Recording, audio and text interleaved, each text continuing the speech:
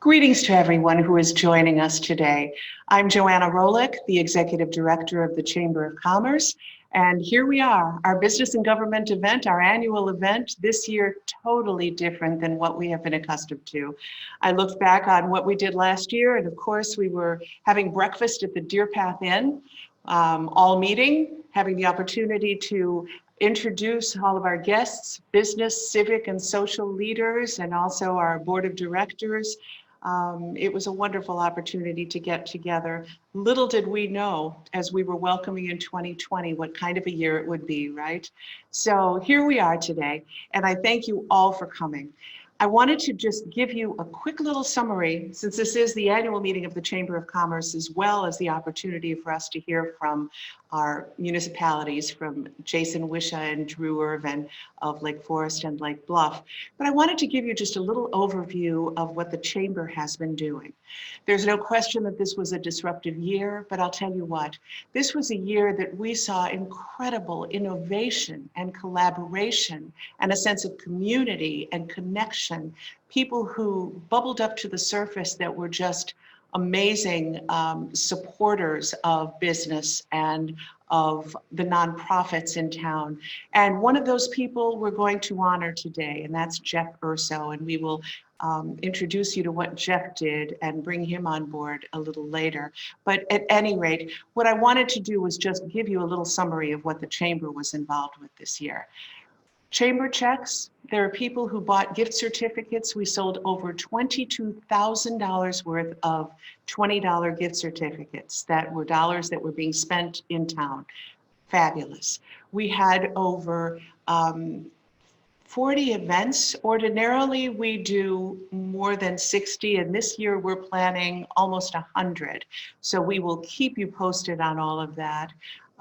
In addition to that, we also had 2 events in Market Square and actually two downtown Lake Bluff that were bringing people downtown. We called them strolls, the holiday ones in particular, and they were opportunities for us to showcase the art groups that hadn't had the opportunity to have their special events, but also to bring people down, bring traffic down in a safe way to our downtowns and being able to showcase the downtowns as well. We also had workshops for our businesses. We listened to you and you told us what it was that you needed in terms of support and means of being able to pivot to meet the challenges that were coming up in your particular industries. We also had more than 60 communications, and I thank the government leaders who are with us today. We have many that represent both local government and also county government. Thank you all for your service and your support and assistance during this year. You shared with us news that we were able to then share with our business community, and for that we're very, very grateful. We also wanted to thank the continued support of our membership and the sponsorships of 4 businesses today that are sponsoring this event and others who continue to sponsor things that the Chamber does. As a nonprofit organization, we welcome that and we are so grateful for it. And today I want to thank Lake Forest Bank and Trust, a partner with the Chamber and with the community for so many years. We thank you for your support. To LifeWorking Co-working that is just embarking on a new collaboration with Fresh Start Business Incubator. Congratulations for that. And thank you for your support.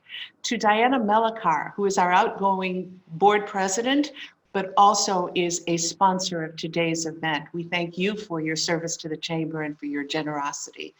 And to Brent Jones and West's Insurance Agency, who also are a sponsor today. And they are celebrating and honoring the honoree of today's Community Leadership Award by being a sponsor. And we thank you for that. All I can tell you is that we will continue to do what you need. Your business is our business. We want to hear from you. We're available to you one-on-one. We have a fantastic staff that is engaging in some marketing and some social media and some activities that we have not done before, but we are happy to do. Because if they are useful to you, we will continue to do them. So what I would like to do now is, first of all, again, thank you all for being here with us today in this very unusual way of getting together. We will be getting together again during the year with other special events, and I urge you, if you aren't on our email list now, to please get in touch with our office. We will make sure that you're on the email list so that you're aware of everything that's going on. Now what I would like to do is introduce our president, Diana Melikar, who will be saying a few words and introducing the rest of our program. Diana?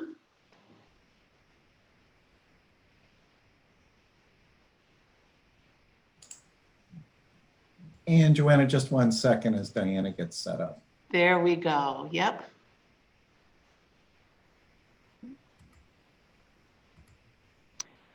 This media has its challenges, doesn't it? There she is. There she is. Diana, welcome. Welcome. I'm not sure that you can see me or not. We can't, but we can hear you just fine. There we go. Finally, it says start my video. There you go. Okay. Wonderful to see you, Diana. Super. Well, it has been an honor and a pleasure to serve you as Chamber President. 2 years ago at our annual meeting, I discussed now more than ever, we need each other. No person, no business, no community should be a silo. So join the Chamber, be active, and the rewards can be large when you create a network of trustworthy friends. I've had the good fortune to work with many of our smart, competent, and enthusiastic Chamber members, both professionally and personally. I have never been disappointed in their breadth of knowledge and joyous enthusiasm for their work and their communities. This year, I witnessed Joanna Rolick, her staff, and the Chamber Board's tireless efforts to inform and assist our members and communities in these challenging times. Like many, we continue to pivot and shift our focus depending on the need. We will be just as supportive in 2021 under the leadership of Susan Kelsey as our new board president. And now I'd like to acknowledge the contributions of the board members who retired at the end of 2020. They are Mike Simic of Lake Forest School District 67 and 115, and Steve Malota, Senior Vice President of Lake Forest Bank and Trust, who not only served on the board since 2013, but also served as our Chamber's board president for 2 years before me. We thank them both for their time, commitment, and generous support of the Chamber. And now I'm going to introduce Susan Kelsey. Many of you know her already, but she is a financial advisor with Merrill Lynch here in Lake Forest. You may remember her from her 10 years at the City of Lake Forest in economic development. In addition to her background in finance, she has experience in commercial real estate, government affairs, and technology. And then on top of that, as the Renaissance woman, she is also the author of 3 books, and most recently, she launched her 4th book about Billy Caldwell, or otherwise known as Chief Sauganash, after living in his reserve in the Chicago area. Susan lives in Lake Forest with her husband and 3 children. I've known Susan for over 15 years, so I know she is ready to hit the ground running this year. So if you can please welcome Susan Kelsey. Thank you, Diana. And yes, we are ready to hit the ground running. And a lot of it is because of you and your leadership. So on behalf of the Chamber of Commerce, thank you so much for the past 2 years and pitching in last year when it took me an extra year to get started, and your commitment. And I know a lot of people don't know, but you put a lot of hours into this position, and you made sure that our budget was balanced, we're fiscally sound, and I just really appreciate your leadership on that. So thank you very much. And besides that, you're just, gosh, a darn nice person. Well, you're welcome. Yeah. We have some new officers this year. One is Phil Gator, Vice President, and Colette Wadat is our treasurer, and Sean Carter with Brett Carter Furniture. He'll be on the executive board, and Diana will stay on for this year. We have our directors who I'll identify: Drew Irvin with Lake Bluff, Jason Wyko, Lake Forest, Annie Lenski with Coldwell Banker, Susie McMurray, Floatstone up in Lake Bluff, Ben Rhodes from Lake Forest College, Megan Sackton, our favorite gifted person who's going to be our community liaison, Eleanor Thorne, Lake Forest Bookstore, Rick Young, the Chicago Comedy All-Stars. And we have 2 new board members, Kathleen Wood with Susie Swirl up in Lake Bluff, and Tina Marcochi with Lake Forest Bank. So we're excited about this year. We're building on the strategic plan the chamber and the president Diana put together. We have 3 new committees. We'll be doing fundraising events, a lot of educational programming. Joanna mentioned 60 programs. Our goal this year is 100 programs. A lot of opportunity for our members to host webinars and reach the community, both communities. And then the last committee is marketing. So we look forward to that. And Joanna, I'll pass it back to you for our Community Leadership Award. Thank you so much, Susan, and thank you, Diana. Really, it's been wonderful to have you both with us and to have all of our board working with us. Ordinarily, this is for our audience, ordinarily we would be giving awards. We would be giving just some tokens, gifts and tokens of our appreciation to our retiring board members, to our presidents, and at any rate, we can't do that. But I thank you so much. Thank you very much for your service. Appreciate it. Now what we're doing is we're moving to the Community Leadership Award, which is something that we have given now for 20 years. And this is, it is a very, very great honor today to be recognizing Jeff Urso, who just came on the screen, and I see him there. Jeff Urso and his wife Camilla are the owners of Donati's Pizza in Lake Bluff. They are incredible in that what they have done is they started the business, Jeff, it was 13 years ago, is that correct? 10, yeah. 10 years ago. They started the business 10 years ago. Oh, that's right, 10 years ago. And they have grown. They started in Lake Forest. They moved to Lake Bluff. They will soon be opening well, actually, they have 1 new business already in Pucks and across the street in Lake Bluff, and they will have another one in Lake Forest, and I'll let Jeff talk a little bit about that in a moment.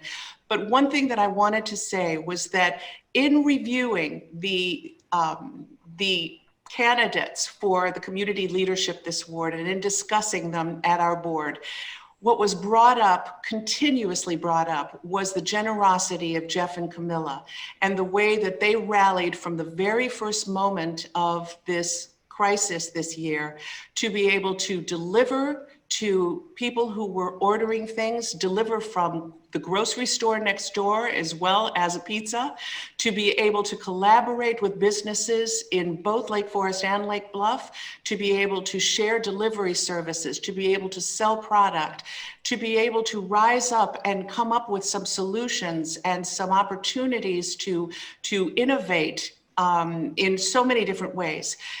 They have gone out above and beyond. And there is absolutely no question that that is something that we honor this year. We honor it every year, but this year it was particularly special because this was more than just community. This was human interaction. This was human connection and person to person, raising funds and raising food or bringing together food for nonprofits, for those in need, for first responders, for those who are at the front lines in the medical profession. We cannot say enough. And it is known to everyone in the community what you have done, and we just want to honor it. And what I want to do is congratulate you on my side, but also I'm speaking for not only the chamber, but the entire community to say thank you to you both. Thank you, Jeff and Camilla. Thank you. I really appreciate it. Well, let me first of all say thank you to everyone. We're completely flattered and humbled by all the kind words and support from everyone in the community. You know, when we're at the grocery store, just seeing everyone, it's an amazing feeling. My wife and I, we grew up in this community. We truly love it. We knew we wanted to raise our 3 boys here, and we know we wanted to live, work, and play in Lake Forest and Lake Bluff. So this is a great honor, and we're so appreciative. When the pandemic hit, like everyone, we weren't sure what to do. I realized that we needed to do 2 things. One was to have our business survive and keep our family safe, and then 2, help others. Every generation faces a situation that changes everything. It was just our generation's turn to step up and help in any capacity.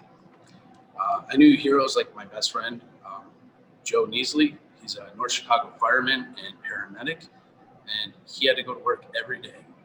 You know, that's what inspired me. So he went out there, he fought on the front lines, and then our mission was to feed the frontline heroes initially. So I did what I just did every day. I fed people. And as spring progressed, we realized that a lot more people needed help than we first thought. Elderly people, hourly workers that lost jobs. And so we started off with doing food drives and stuff like that.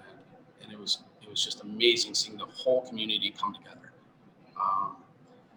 Everyone started coming together. I've gained so many new friends from this, from chamber, people in government, people everywhere, everyone stepping up and helping each other out.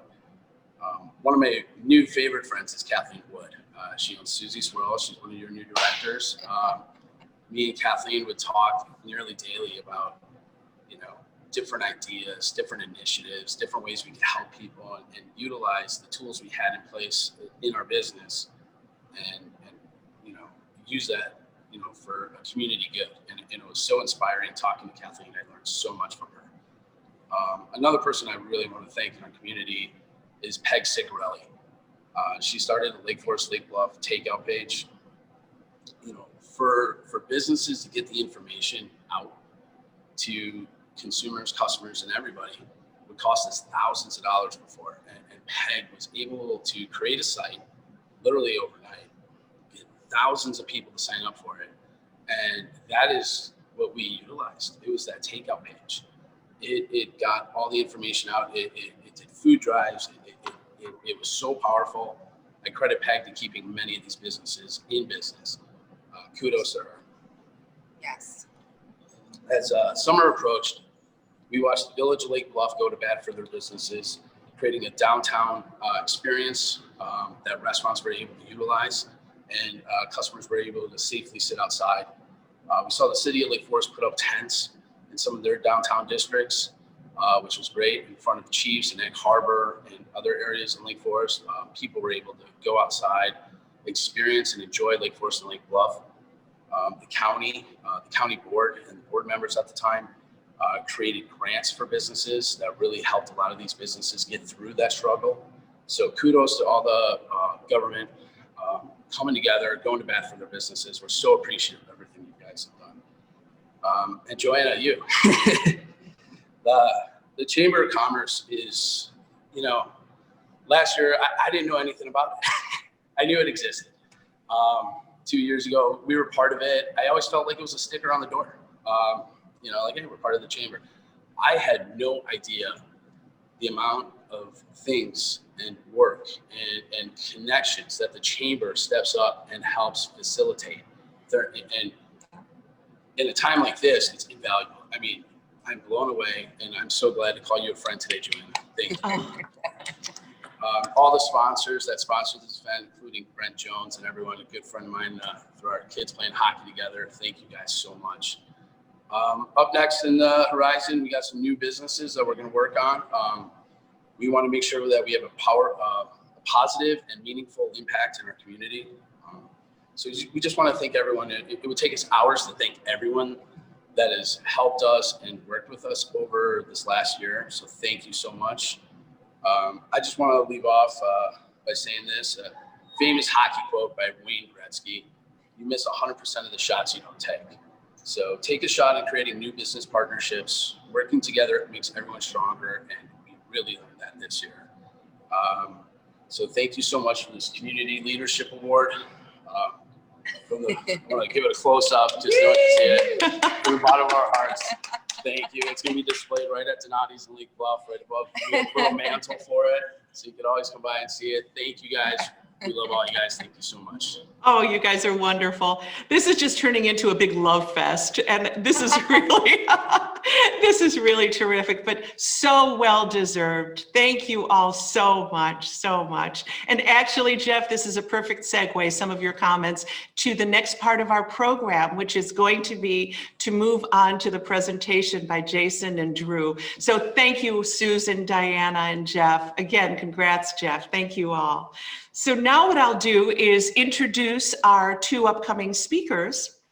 And I too want to thank and acknowledge the city and the village, the creativity and their willingness to create accommodations for the businesses are just unbelievable.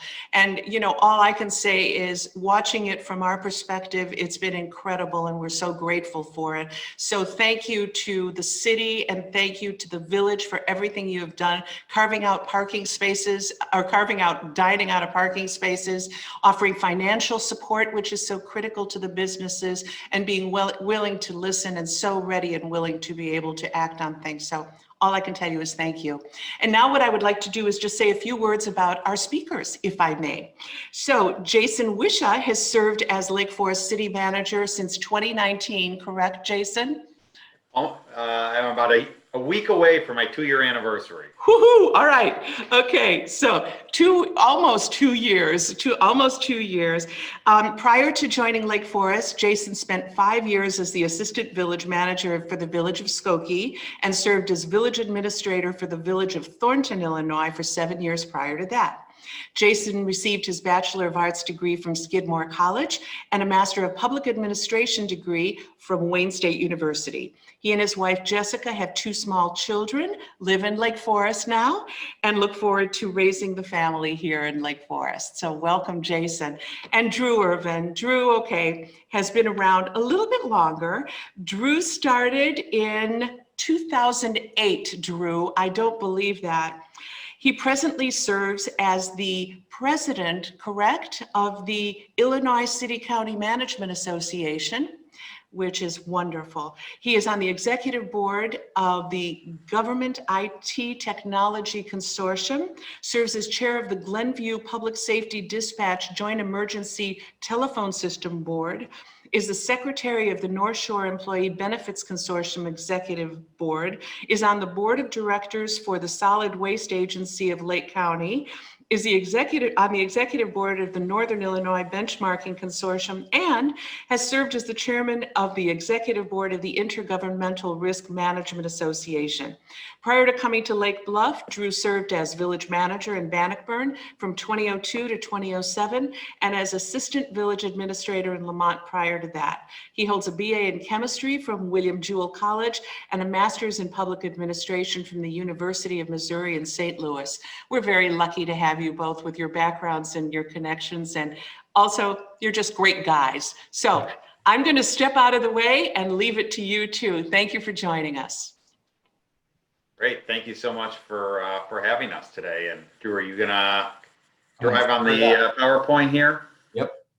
Great. Well, let me just begin by, of course, thanking Joanna and the Chamber and its board for your continued support and advocacy of our business community. And before we begin this presentation, of course, let me also extend my congratulations to Jeff and the entire Urso family for today's award.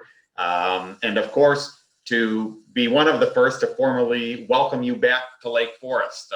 We're very excited for the homecoming and thrilled to have you opening your second location here in town, and looking forward to that opening, I believe, sometime this spring. Really, it's always an honor for us to address this group and a wonderful opportunity to share our stories at a municipal level. Certainly, well, this year was unlike anything we've ever experienced, and probably unlike anything we ever want to relive again.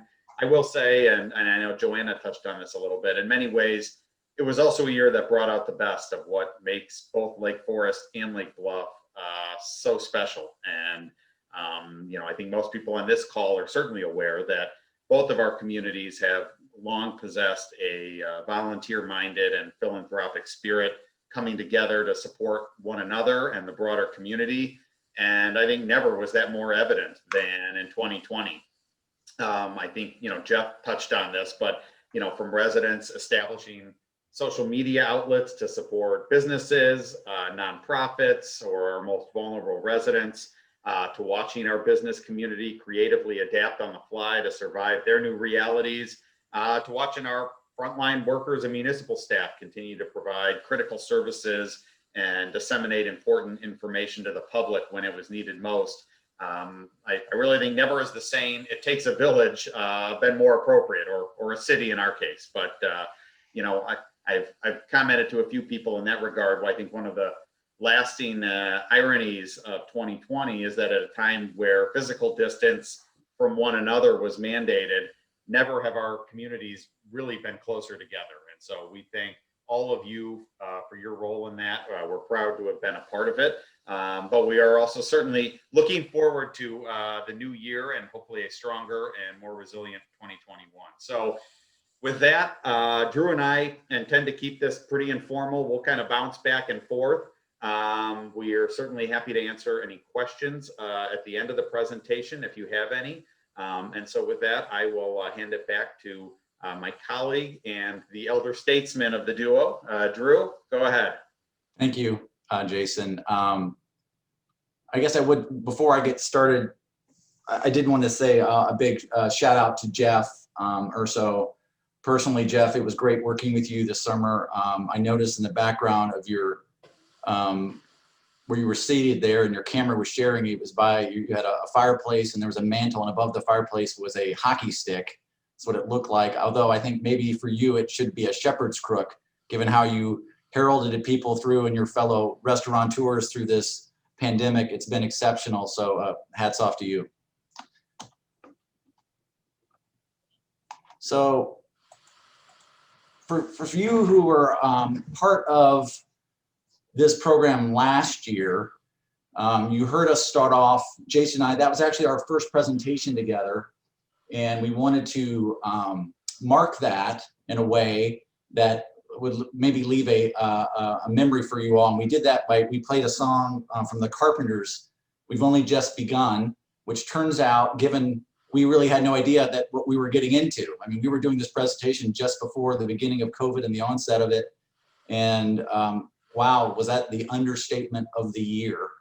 And now with 2020 in the rearview mirror, there's been lots of comments, and maybe you've seen this before on social media, but the idea that there's a number of songs that probably were better descriptors of 2020. There's plenty of them to choose from, and some are maybe hit home better than others with you personally.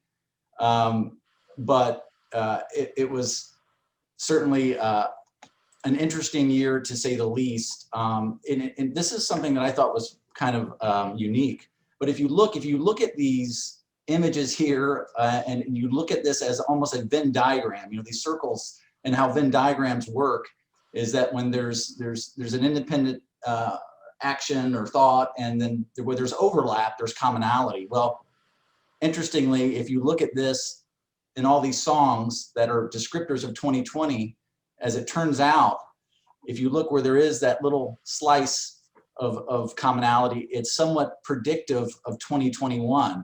And when we looked at this, we were really surprised by that, and didn't see it coming. Turns out that Rupert Holmes, his entire bodies of work make up that overlap, which was a big shock to me. Maybe not to Jason, but to me it was. But I'll stop that nonsense anyway. Drew had to educate me a little bit on Rupert Holmes, but Yeah. I appreciate it. Noted. So, you know, before we jump into our, you know, municipal stories, obviously, you know, at the forefront of everyone's mind is still the pandemic that we're all enduring. And so I thought Drew and I would each just take a minute here to just talk about how the pandemic's impacting our communities and sort of where we're at as of today. And I'll start that by first acknowledging, as you can see from the picture, that our two communities are blessed to be served by a true world-class medical institution in Lake Forest Northwestern Hospital. We've been in contact throughout this entire pandemic with hospital officials, working closely with them. And just within the last few days, we're communicating with Lake Forest Hospital President Tom McAfee to make sure we had up-to-date information we could share with all of you on how the hospital is enduring through the pandemic. And so, you know, I'm pleased to be able to share that while the hospital continues to operate at or near full traditional capacity, they have long since developed an ability to flex other treatment spaces to accommodate any potential surge demand. So really at this point, they're more than capable of handling current COVID-19 volume and are well positioned to manage any spikes in volume in the future. Based on the most recent data that was shared with us, current COVID-19 inpatient caseloads are running in about the mid-30s right now, with roughly 4 to 8 patients of that number in the ICU at any given time. On a positive note, it was communicated that they have experienced a steady decline in COVID inpatient volume over the past 2 months and have really now made it through what would have been an expected holiday or New Year's surge. So the bottom line is that Lake Forest Northwestern Hospital remains in a very strong position to manage COVID patients, and the trends right now appear to be moving in the right direction. And I know Drew may want to speak to that a little more. Yeah, thanks, Jason. So this is a quick look at how our 2 zip codes, Lake Forest and Lake Bluff, are faring relative to the county. And what's really important to think about now, and where we're at in the stage of this pandemic, is thinking about vaccinations. I think everybody knows that the Lake County Health Department All-Vax portal is open. We're hoping that people are taking advantage of that. I think as of yesterday, there was just under 20,000 folks that have been vaccinated, at least their first shot, so to speak. Just over 5,000 are fully vaccinated already. And I think it's approaching 175,000 or just over 175,000, or 25% of our population of Lake County or have been registered. So if you've yet to register, please do so. That will help us all get in a position where we can try to get back to some normalcy. And again, thinking about normalcy is without the various regulatory controls and regulations that we're all dealing with at the moment. And remember that the requirements to drop back to a lower tier require us to test less than, have a positivity rate for 3 consecutive days of less than 12%, and that we need to have ICU bed availability greater than 20%. Similarly, hospital bed availability greater than 20%, and declining hospitalizations for 7 of the last 10 days. Good news, we're getting closer in terms of positivity rate, ICU bed availability, and general bed availability is probably the only thing holding us back at this point. I think we're at 11 days right now with less than 20% availability, but hospitalizations are declining for the last 7 days. So these are all moving in the right direction. So we're, like Jason said, we're going in the right place. So. All right, so Jason and I are going to spend some time. Hopefully we can try to get this done within the time that we've been provided. I'm not certain if that'll be the first miracle of 2021, but we'll try to get there. We're going to cover housing and really focusing on real estate. We're going to talk about economic development and finances within our respective communities, talk about some infrastructure projects that we think you'll find interesting. And we'll also touch on energy and environment. Sure, I'll jump in first here, and I think, as most of you know by now, one of the great silver linings, if you will, of the pandemic was really, speaking for us, an explosive resurgence in the Lake Forest real estate market. Our mayor, George Pandeleon, regularly references the 4 S's that motivated purchasing habits of buyers: schools, safety, space, and savings. And Lake Forest was uniquely positioned to meet all of those needs. We really boast high quality schools and, quite frankly, a real diversity in options, whether it be public or private, an incredibly safe environment, thousands of acres of preserved open space within our municipal boundaries.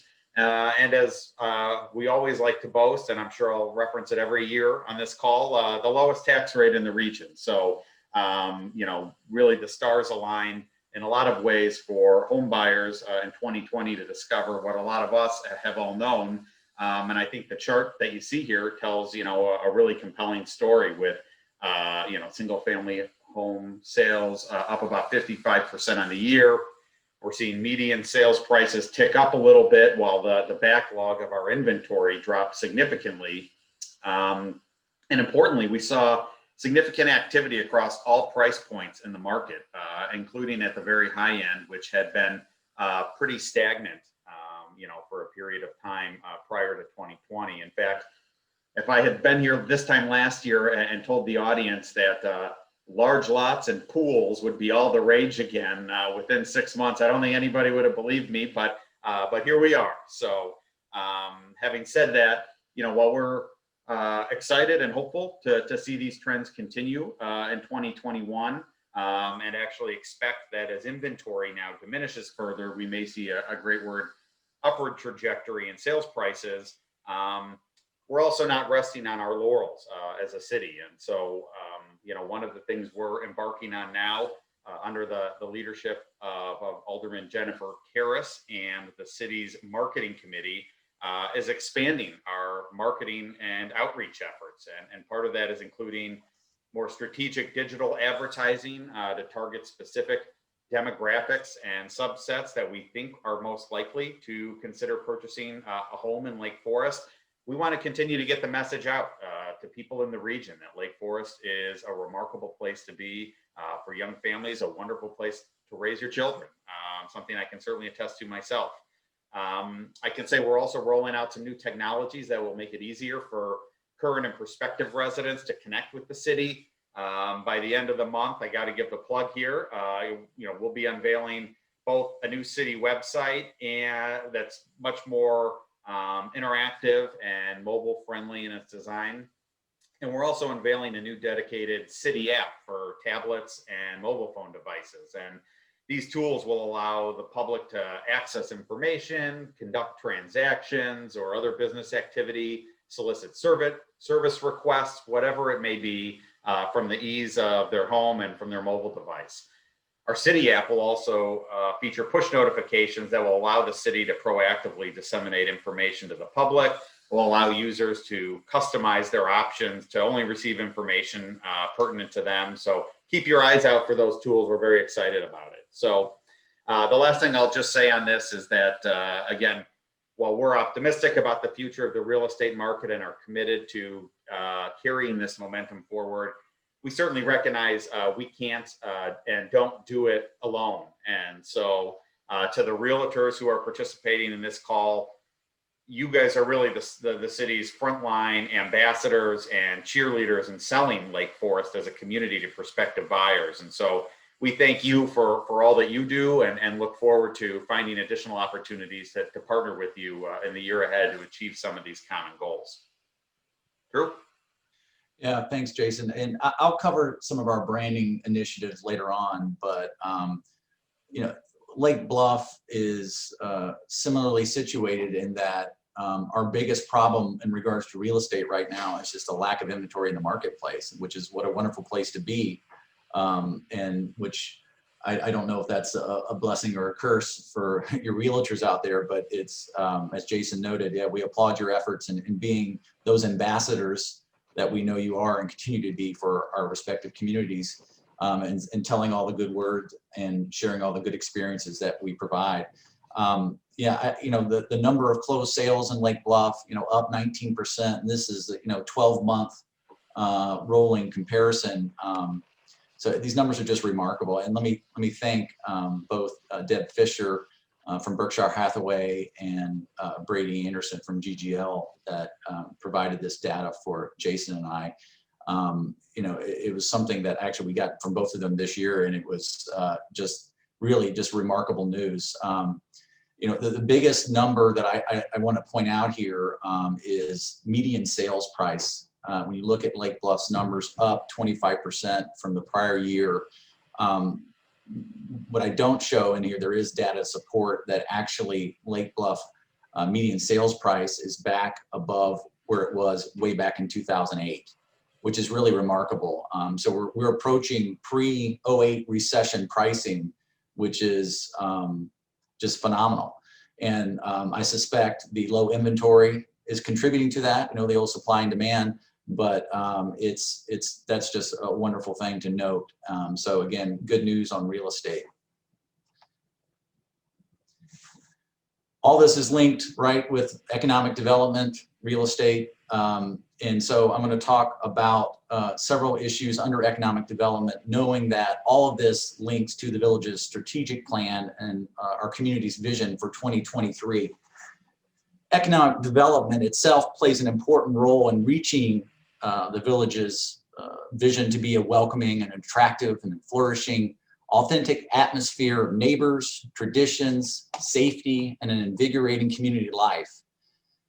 And the village's strategic plan looks to bolster this economic development activity by really in 3 ways: creating a planned vision for growth and sustainability, retaining existing businesses, which was really important this year, and identifying and pursuing ideal tax-generating businesses in the Waukegan Road Corridor, and finally, extending the village's branding and marketing reach to tout village's assets and desirability.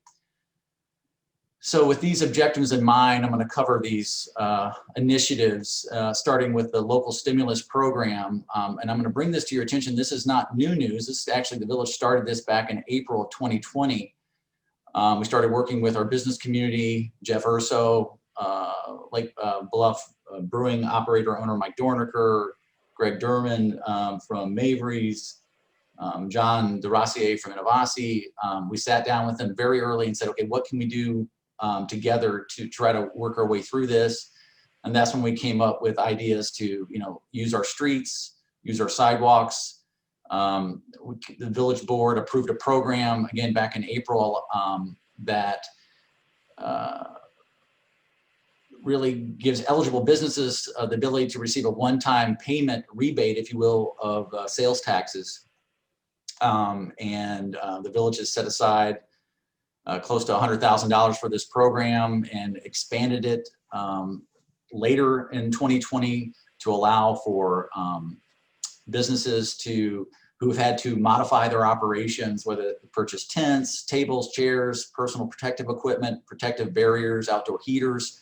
So they can submit those as part of a reimbursement program for, again, staying within the existing parameters. So a maximum of $5,000, but they can submit that and get payment for that. I bring this up interestingly because despite our marketing of the program and sending direct mailings, participation remains relatively low. And so I just wanted to point that out to our business community today to, talk to us, send an email to me. I'm happy to follow up with you about this local stimulus program and for you guys to take advantage of that.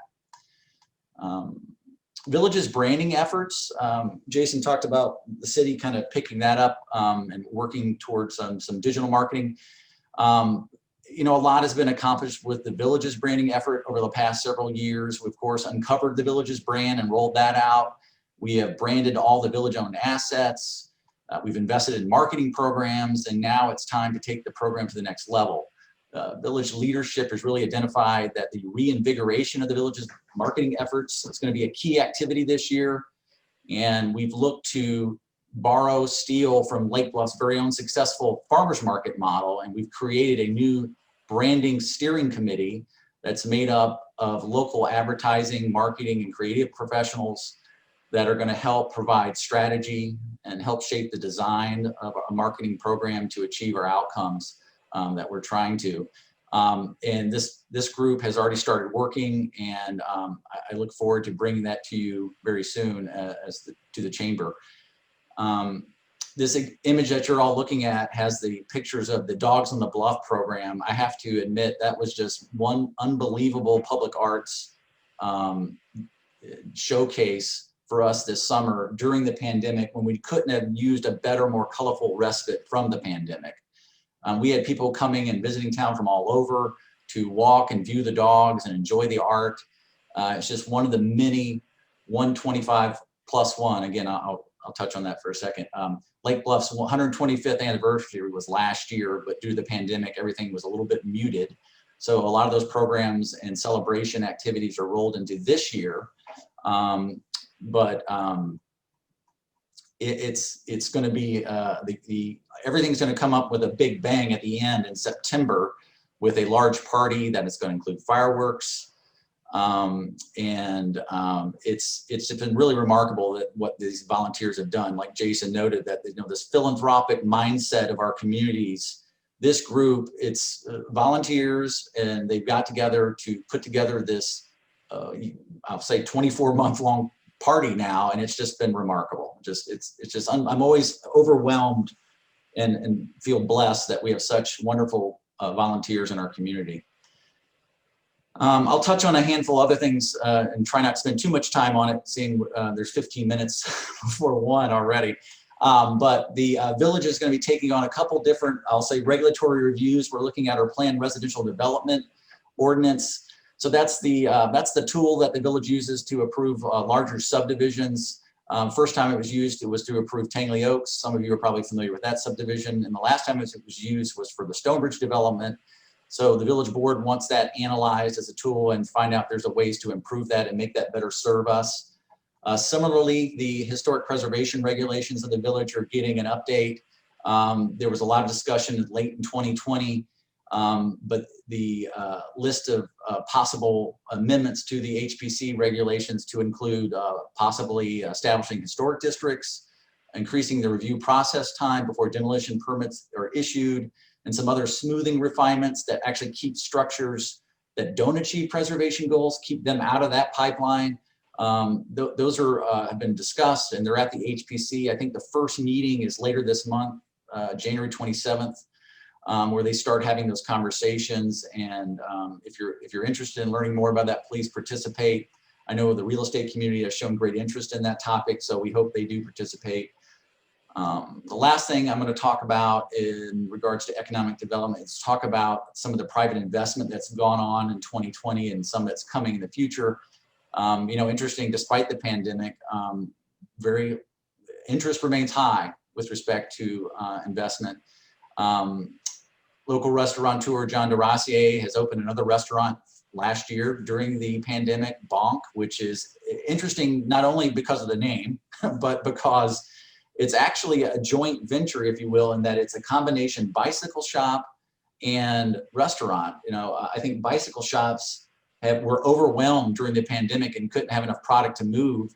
And we're trying to find ways to be more sustainable and resilient, if you will, out of the peak season. And that's how this coupling took place. But it's interesting, and it's a beautiful store, and it seems to be working. John DeRossier has also secured approval for a speakeasy in the basement of Innovasi called Cache, which he hopes to open in the third quarter of this year.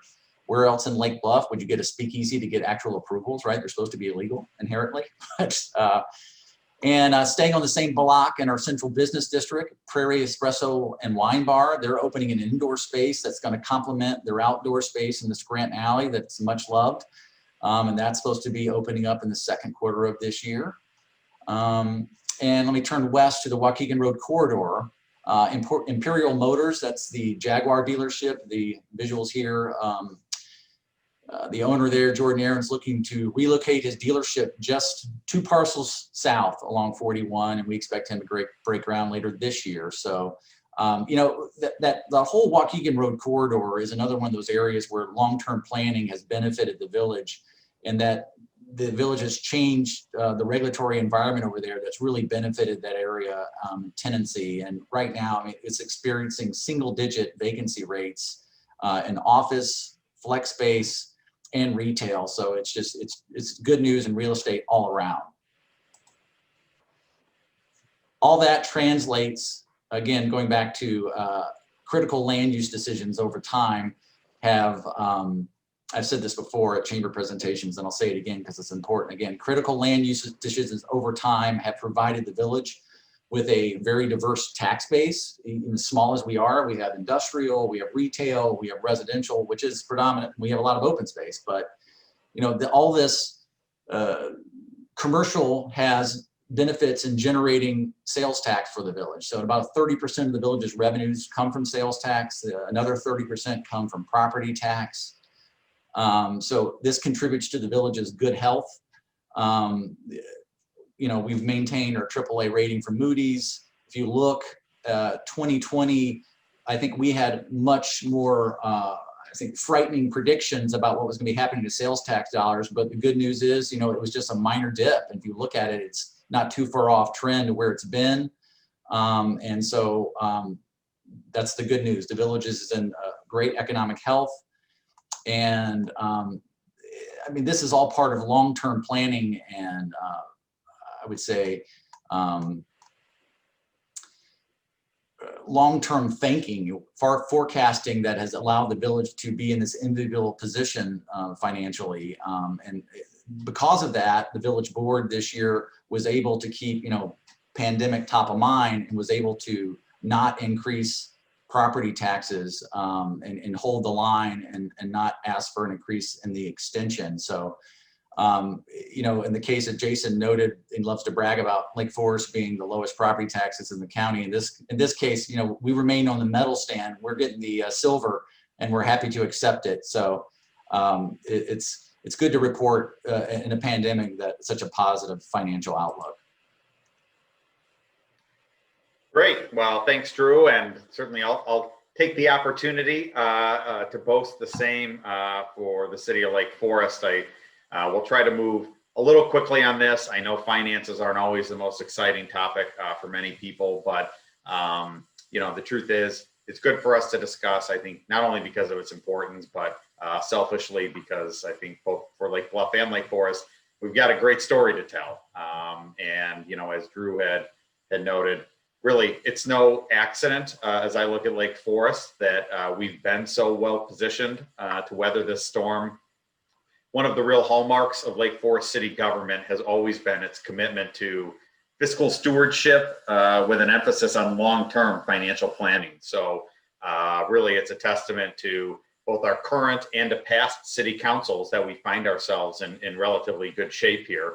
And I think as you can see from the chart, we did forecast a reduction in revenues as we began our fiscal year in May, just because there was so much uncertainty as to what the future may hold. But as you can also see from the table or the stacks on the right there, we've certainly been outpacing those estimates to date. And you know, our financial model is a little different than Lake Bluff's. In a lot of ways, we benefit from having a diversified revenue portfolio that has a lesser reliance on consumer-driven taxes, which, you know, inherently allows us to avoid some of the market volatility that those sources can endure.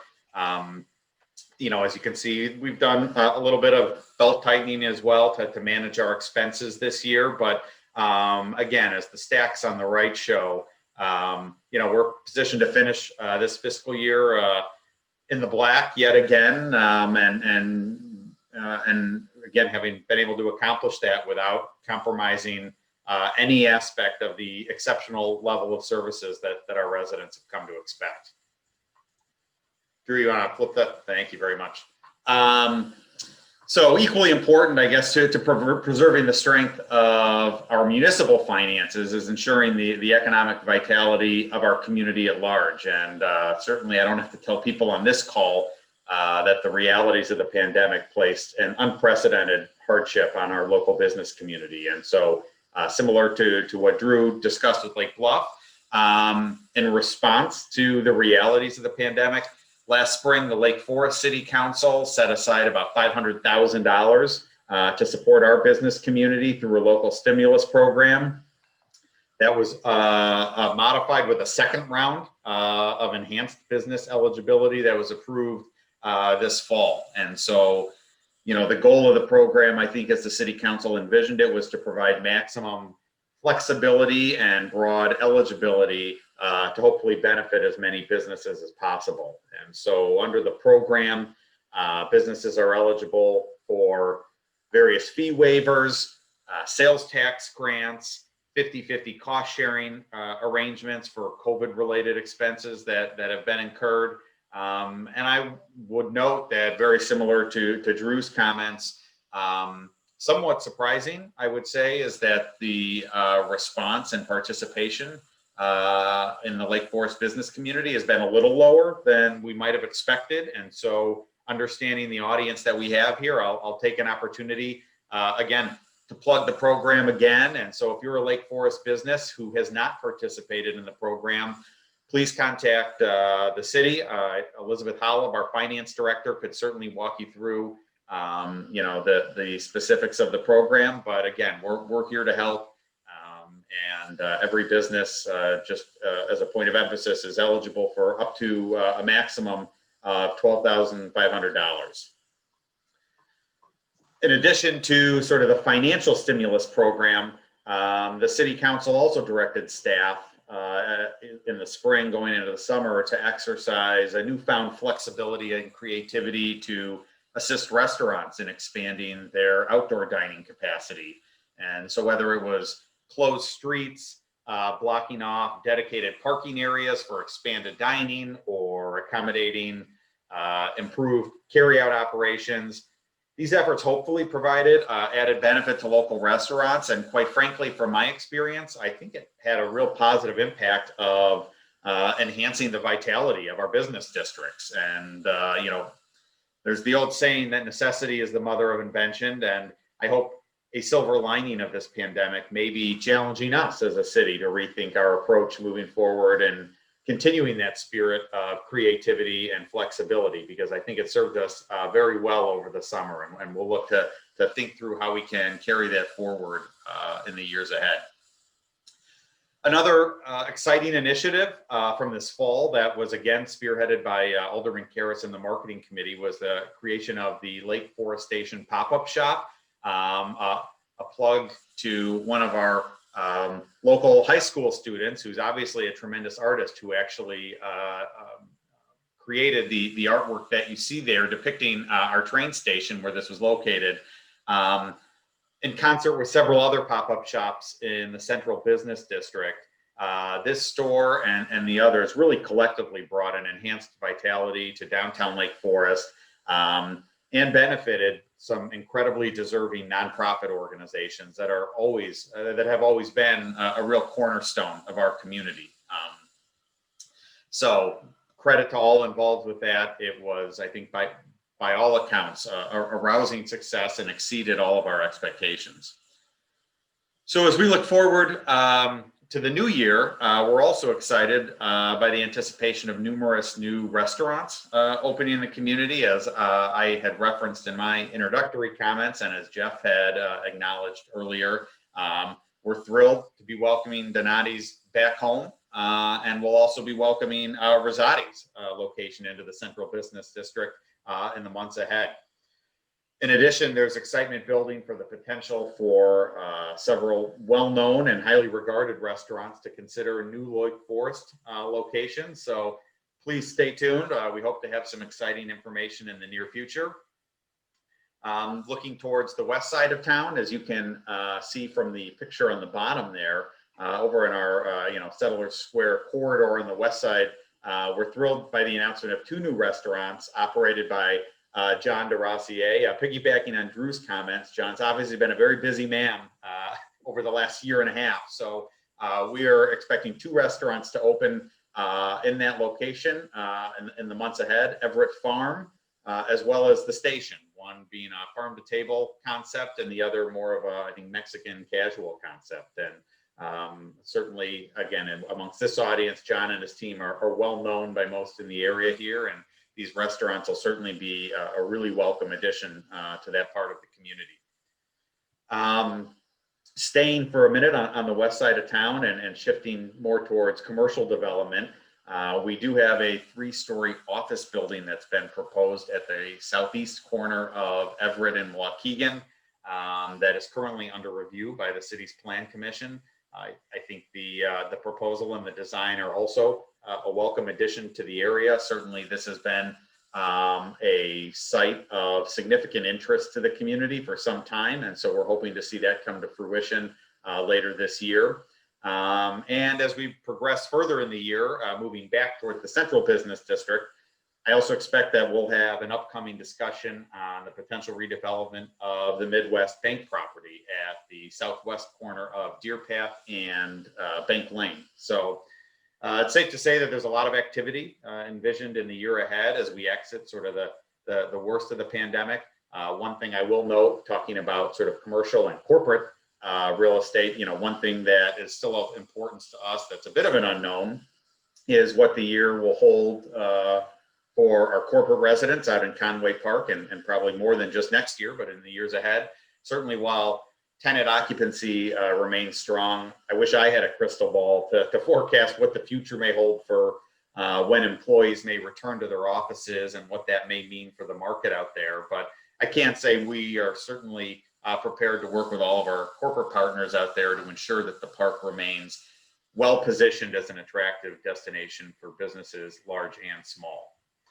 And then the last point I will make on this slide, a casualty, if you will, of the COVID-19 pandemic, something that I had discussed this time last year with the group, was plans by the city to continue our updates to the city's comprehensive plan.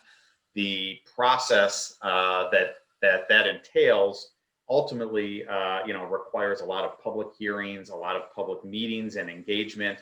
It's critical to us to have a lot of that resident and stakeholder input, and the pandemic really compromised our ability to do that effectively. So unfortunately, that was really put on hold for the most part in 2020. But I will say, with some good fortune, however, on the pandemic front, we really do hope to resume those efforts in 2021. Specifically with an emphasis, I think, on the Central Business District, as well as the housing chapter of our code. And so I think some of the topics that we will be looking at and look forward to having important community conversations on include identifying what types of housing types are missing in the community, what are desired and in short supply, and certainly wanting to maintain a diverse and high quality housing stock, adding residential to the business districts, including walkability to restaurants, stores, services, etc., and then staying in the downtown area, or really at any of our commercial corridors, reviewing more thoroughly a mix of uses, traffic circulation patterns, pedestrian amenities, efficiency of parking, flexibility for special events and other activities, and so on and so forth. So we hope to be able to engage the community and seek your input and feedback in helping shape and guide these discussions to help us, give us a blueprint for the path forward in the years ahead. But again, part of that will also be pandemic dependent. So time will tell. Okay, and so then switching gears a little bit, and I know we're short on time here, so I'm going to go really fast, but we also have some very critical infrastructure projects that are planned, or in some cases already underway this year. The first picture that you see there in the top left is probably familiar to most. That's at Deer Path and 41, and that's an unfortunate picture after the area has experienced some severe flooding. For those who've driven that anytime recently, you may have noticed the project is finally underway, something we've been talking about for many years, but we're really excited that we finally have seen some shovels in the ground, so to speak. The project, for those that don't know, is creating a new pump station that will divert the water from that intersection and viaduct there and pump it up to our golf course. So really it's a win-win situation in that it not only alleviates a significant flooding concern in what is, perhaps the most important east-west artery in our community, but when the project's completed, it'll actually enhance our golf course as well by adding some additional water hazards to the course. In addition, the picture you see on the right, and I really think it's just a cool picture, we are scheduled to undertake a pretty significant stormwater project in the Western Ave Burr Oak region of the community, just north of our Central Business District.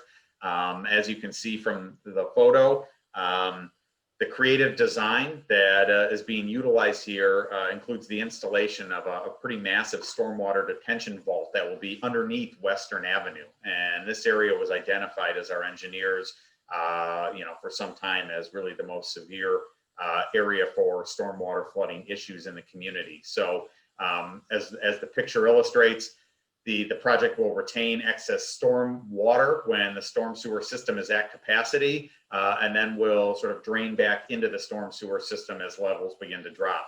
And I'll note an added benefit of this design is that in keeping with the city's emphasis on sustainability, which we'll touch on a little bit in a minute here, the sediment and other runoff that traditionally makes its way into our storm sewer system before being discharged into our network of ravines on the east side of town will actually settle at the bottom of the tank there and thus be removed from the water that ultimately is released back into the environment.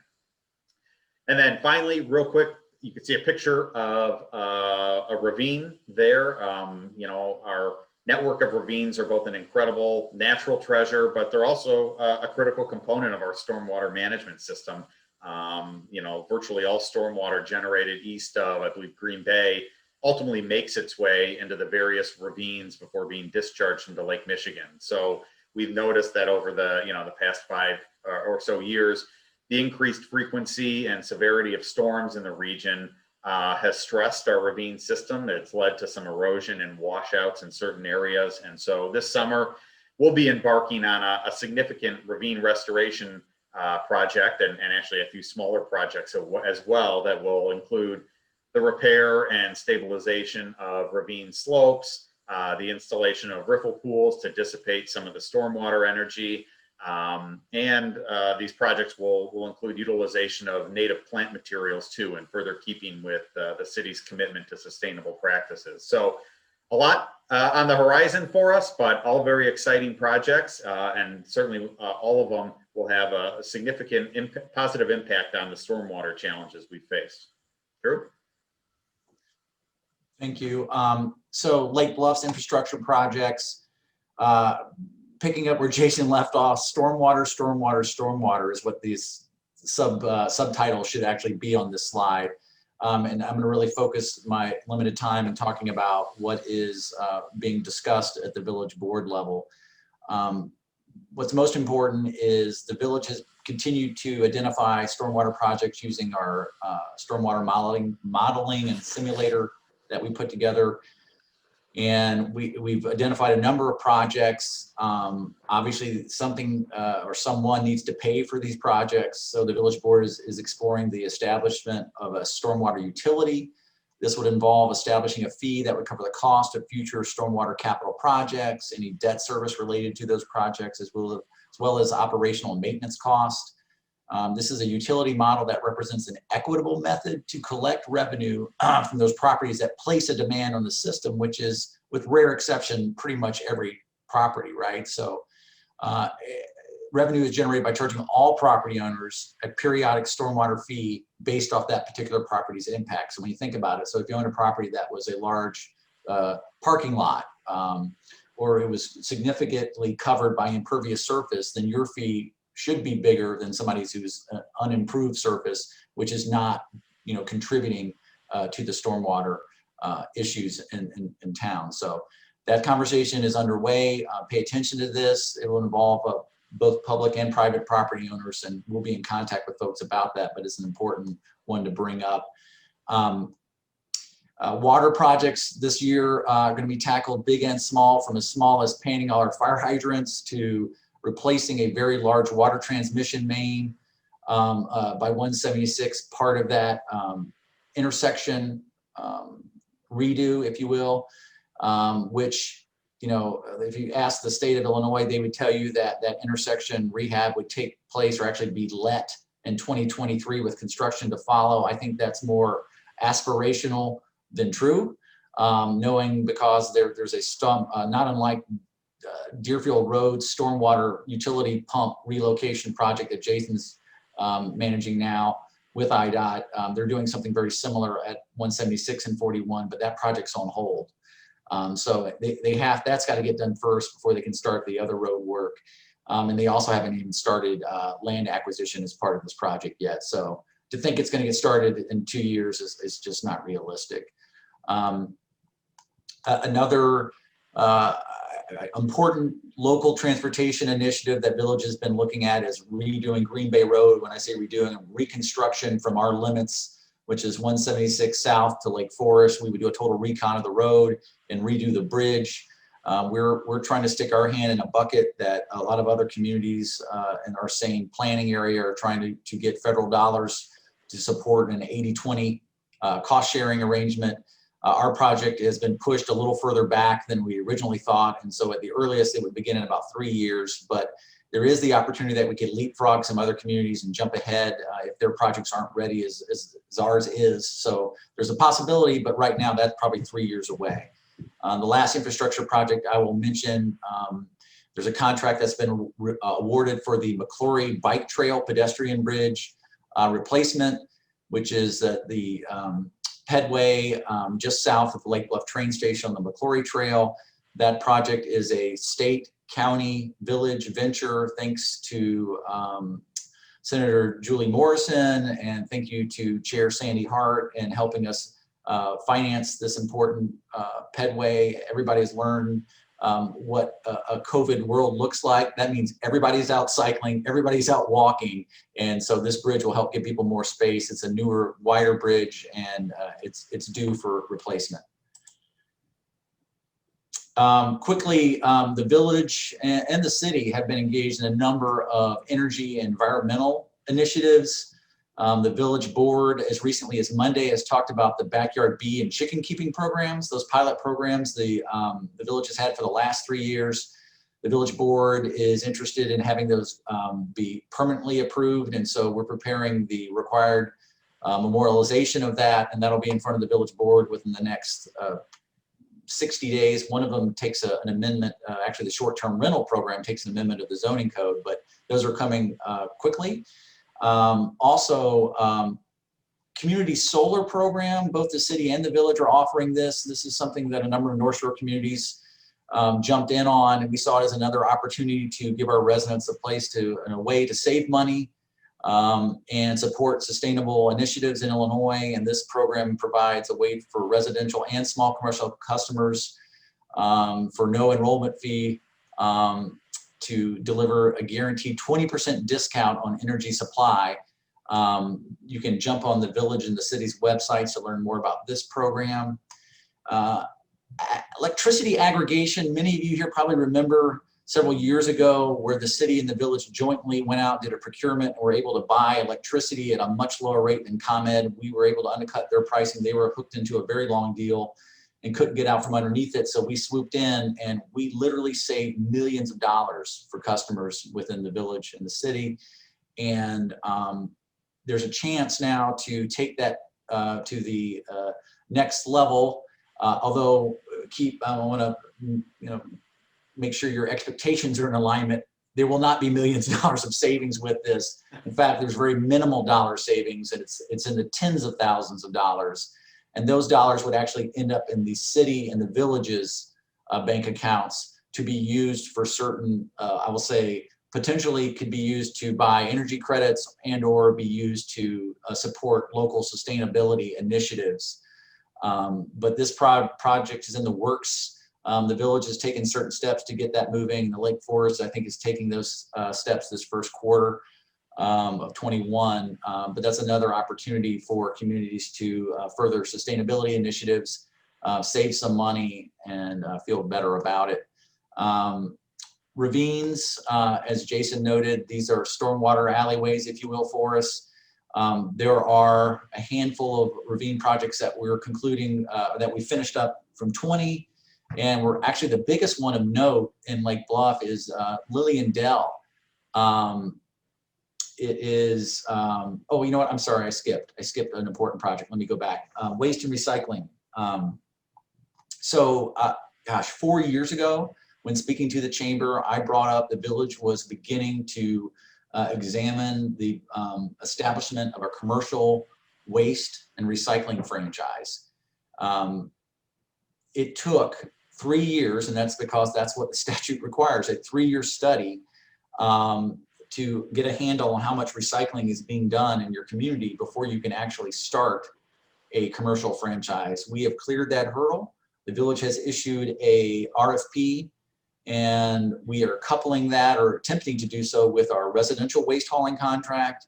And we are very hopeful that we'll be, the village board is hoping and expecting that we'll be able to save local businesses money.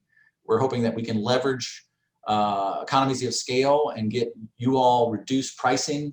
And that's the plan. And I think proposals are due back in February, early February. And so the village board will get a chance to examine those and help see if we can determine and achieve our economic and environmental goals. So that's an exciting project that's taken a long road to get there. I think we're going to be the first community in Illinois to do a commercial franchise since these regulations were put in place, that you had to take a 36-month audit to get here. So it's a lot of work, and happy we're on the other side of that, and hopefully we can get some savings and pass them on to you all. And then going back to the ravines, the village was able to work with a local resident trying to cure some high lake level problems, and have granted a license to this private property owner to utilize the Lillian Dell Ravine to access their property on the condition that they leave it in an improved state. Little history lesson, Lillian Dell was dedicated to the village back in 1909 as a pleasure drive. It was a way that horses and buggies used to make their way down to the lakefront. And it's been a stormway for us, storm spillway, if you will, for all those years.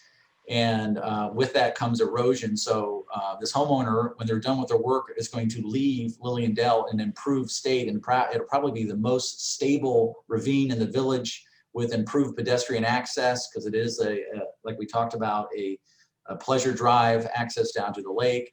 It's also going to stabilize the ravine slopes and the ravine beds, so the property owners along that will benefit. So overall, it's a win-win public-private partnership. That work should be done by this summer, and then that dell will be situated to be able to withstand, will be designed to withstand the 100-year storm event. The last thing to talk about is beaches.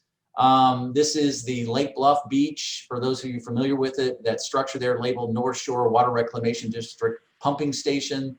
That's a sanitary sewer lift station. The North Shore Water Reclamation District and the Lake Bluff Park District are armoring that area right now. They've started about 3 weeks ago and should be done within about a month, actually. That's pretty quick work. If you can get down there, you can observe it. And they're going to work their way out of the site and be done, and then come back in the spring to resurface the parking lot at the bottom of the hill, then also the access road.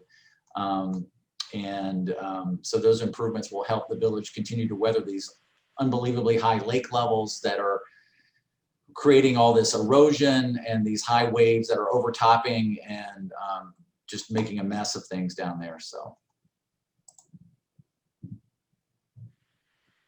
Okay, well, I know as happened last year, we've blown past our time here, so I will try to go very quickly here, but I'd also like to just very briefly discuss planning efforts in Lake Forest to address some of the rising water levels in Lake Michigan as well.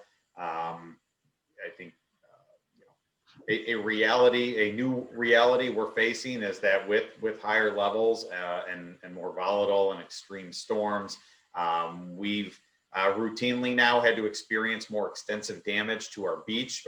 Some of you may recall last spring, after some pretty severe storms that really trashed our beach, we were closed for almost a month while extensive repairs were made. I will say credit to city staff and contractors that through their efforts, we were able to open the beach by Memorial Day and actually had probably one of our best and busiest summers ever down there, which was great. And certainly at a time, I think the community needed it more than ever. But nonetheless, I think in keeping with the city's commitment to thoughtful long-term planning, later this year, the city will be engaging in a comprehensive study to better understand how current lake conditions will impact the long-term sustainability and viability of our beach.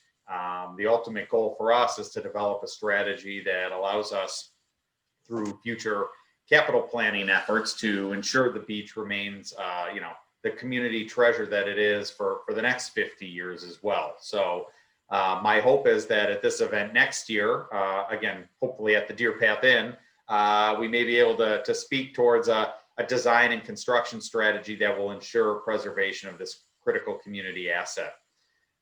In addition, just behind the shoreline there, this year the city will also be engaging in significant design work to ensure appropriate stabilization of the bluff. The bluff has experienced some recent shifting, and of course, I think most people recall the massive slide that destroyed the old North Beach access road several years ago. In an effort, I think, to be proactive in protecting the structural stability of the bluff, significant reinforcement efforts are being explored, as evidenced by what you see on your screen there. We do anticipate, between the bluff and the shoreline, that there will likely need to be some significant financial investments in the years to come to protect these crucial assets. But, I will say, understanding that, of course, these are much broader regional issues, I do say confidently that I think Lake Forest is as well positioned to deal with some of these uncontrollable natural forces as any community along Lake Michigan. The challenges we faced have been, I would say, pale in comparison to what some other communities have experienced. So real quick, I just added a final little photo in the bottom right-hand corner there to just highlight recent volunteer efforts to beautify our lakefront by collecting waste that had washed ashore in the late fall and collected on the beach. That was spearheaded by Marion Cartwright and Green Minds, along with Alderman Melanie Rummel, the chair of our new Environmental Sustainability Committee. And I just included it there because I thought it was a wonderful example of Lake Forest at its best, and really illustrating our city's commitment to keeping our town beautiful. Next slide. And so, speaking of which, as I just noted, last year, Mayor Pandeleon officially commissioned an environmental sustainability committee.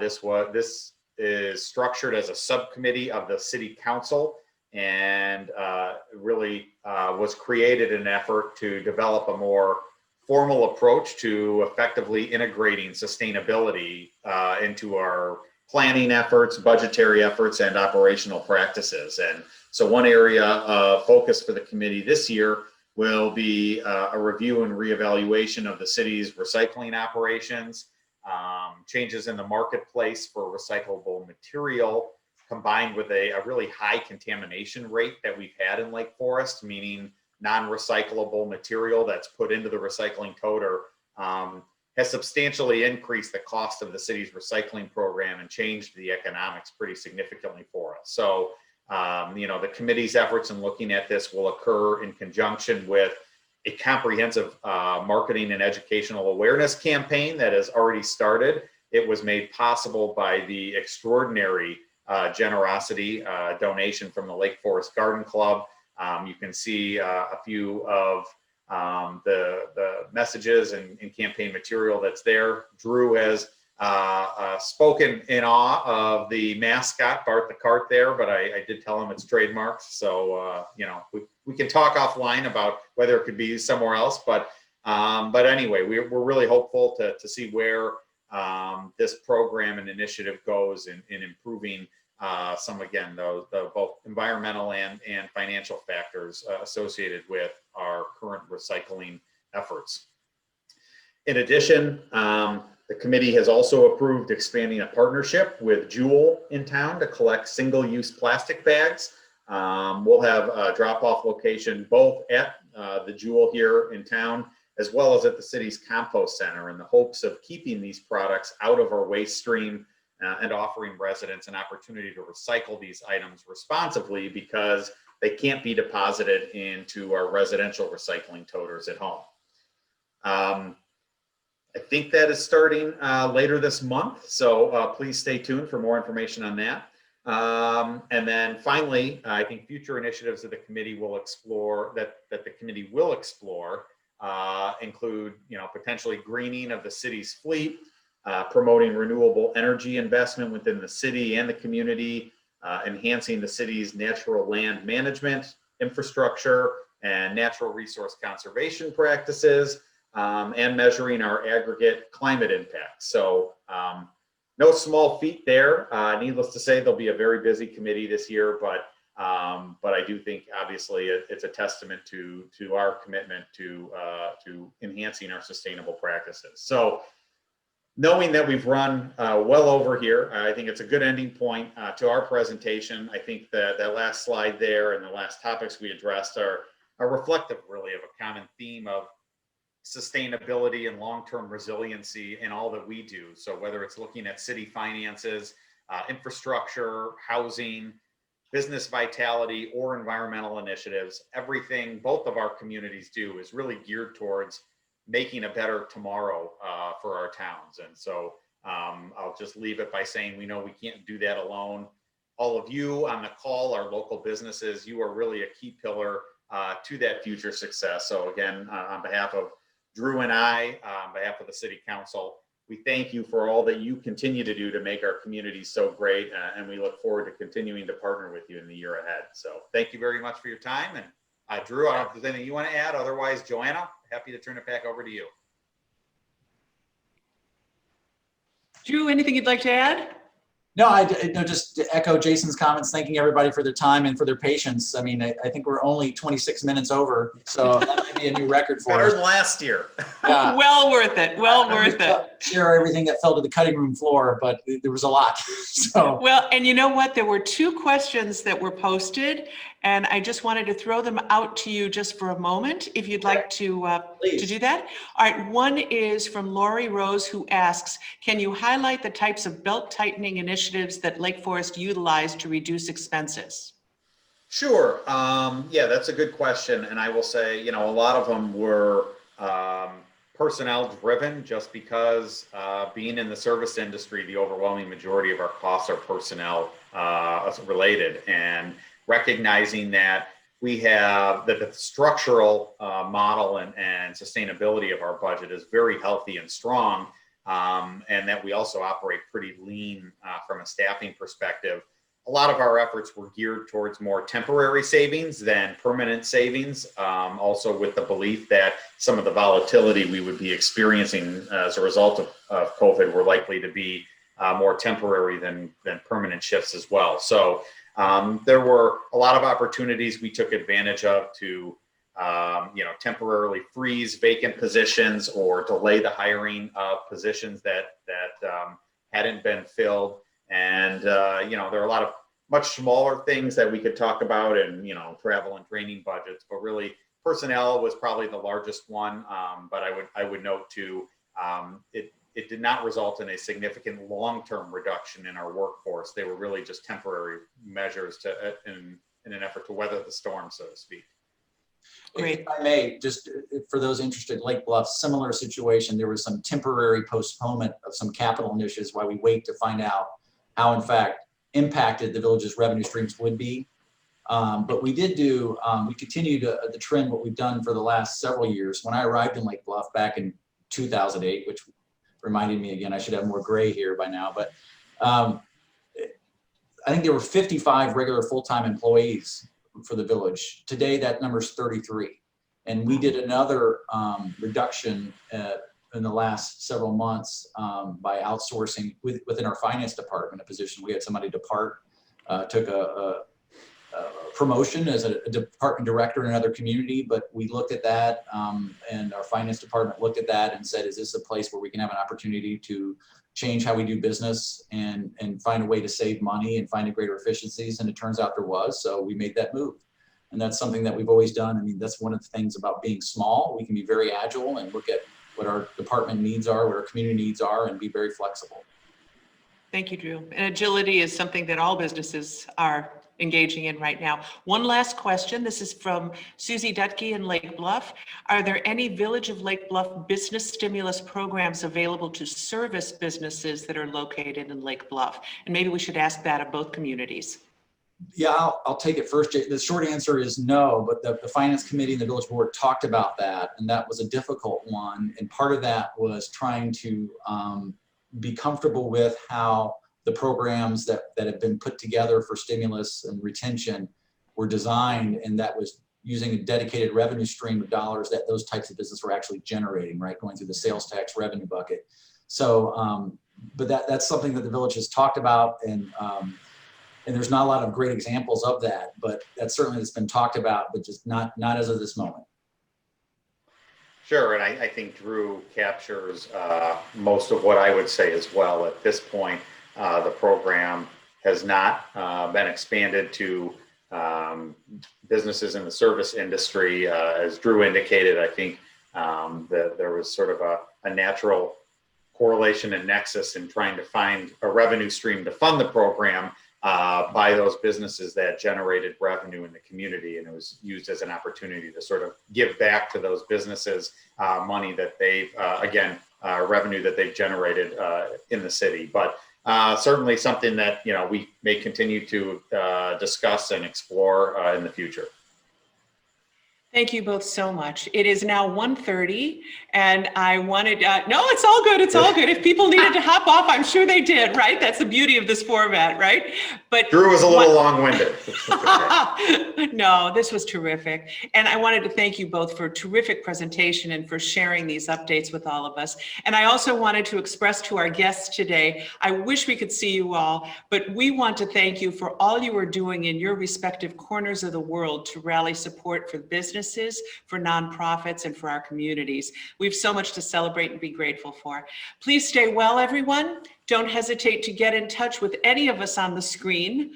And be sure to stay up to date on the Chamber's website. We've got stuff coming up. So all I can say is take care and be well all. Thank you.